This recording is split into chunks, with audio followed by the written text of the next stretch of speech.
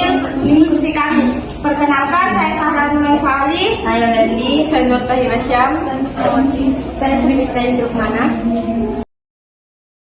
Hipertensi atau tekanan darah tinggi adalah meningkatnya tekanan darah dalam jangka waktu lama dengan tekanan darah lebih dari 140/90 mmHg. Penyebab hipertensi atau tekanan darah tinggi terbagi menjadi dua, yaitu satu, hipertensi primer atau esensial adalah hipertensi yang tidak atau belum diketahui penyebabnya. Berbagai faktor diduga turut berperan penyebab seperti bertambahnya umur, stres psikologis, dan keturunan. Hipertensi sekunder adalah hipertensi yang disebabkan sebagai akibat dari adanya penyakit lain. Sekitar 5-10% penyebab hipertensi ini adalah penyakit ginjal dan 1-2% adalah kelainan hormon, kontrasepsi oral, dan penyalahgunaan alkohol. Baik, berikut ada faktor resiko timbulnya hipertensi. Yang pertama ada stres, kemudian keturunan, merokok, kegemukan, kurang aktivitas fisik atau berolahraga, kemudian mengonsumsi minuman keras, dan kelainan ginjal. Berikut ada fatwa hipertensi. Bisa dilihat dari bagannya. Yang pertama itu ada genetik, usia, jenis kelamin, gaya hidup, stres, obesitas. Yaitu hipertensi, turunan hipertensi yaitu kerusakan vaskular pembuluh darah, kemudian perubahan struktur, kemudian penyumbatan pembuluh darah, vasokonstriksi, gangguan sirkulasi. Gangguan sirkulasi terbagi menjadi dua, yaitu ada otak dan pembuluh darah. Yang pertama itu otak.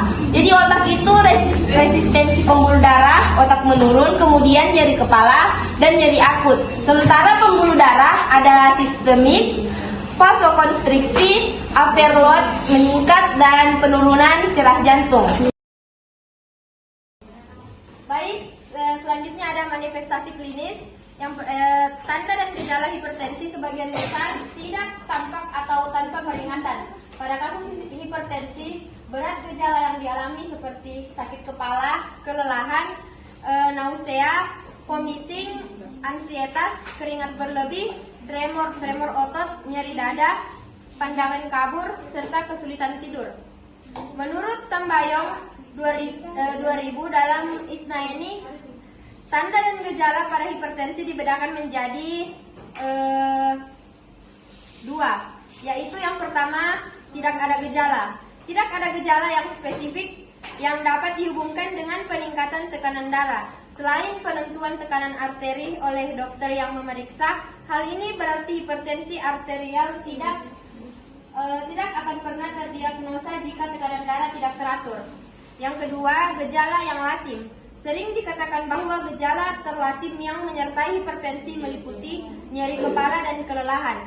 Dalam kenyataannya, ini merupakan gejala terlazim yang mengenai kebanyakan pasien yang mencari pertolongan medis. Beberapa pasien yang menderita hipertensi yaitu mengeluh sakit kepala, pusing, lemas, kelelahan, sesak nafas, gelisah, mual, muntah, epistaksis, dan kesadaran menurun.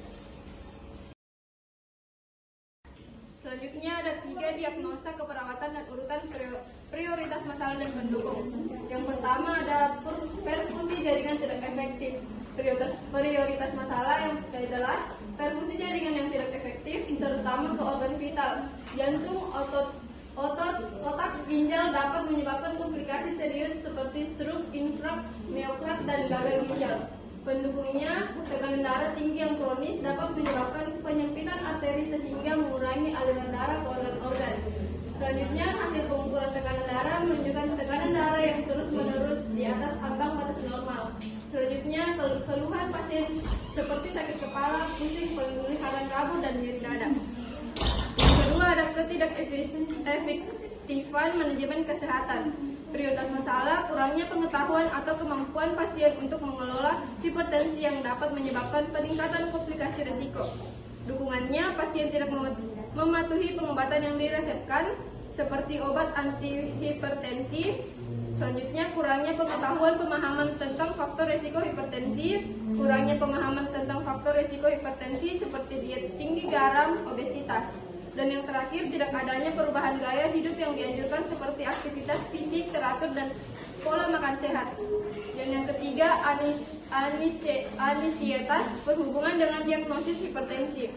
Prioritas masalah anksietas dapat meningkatkan tekanan darah dan melemahkan kondisi hipertensi. Pendukungnya, pasien merasa cemas tentang kemungkinan diagnosis hipertensi dan komplikasi jangka panjang. Tanda-tanda fisiologis seperti peningkatan detak jantung, tekanan darah yang meningkat, dan gejala fisik terkait stres, pasien menyatakan kekhawatirannya tentang perubahan gaya hidup dan pengobatan. Kesimpulan, tekanan darah tinggi adalah peningkatan tekanan darah yang disebabkan oleh karena yang pertama itu ada keseimbangan kontrol pengatur di dalam tubuh, penyakit ginjal, penyakit tiroid, ataupun penggunaan obat-obatan. Usia merupakan faktor risiko yang paling sering menjadi penyebab terjadinya peningkatan tekanan darah. Semakin tua seseorang, maka elastisitas pembuluh darah meninggi, sehingga cenderung jantung berupaya lebih keras untuk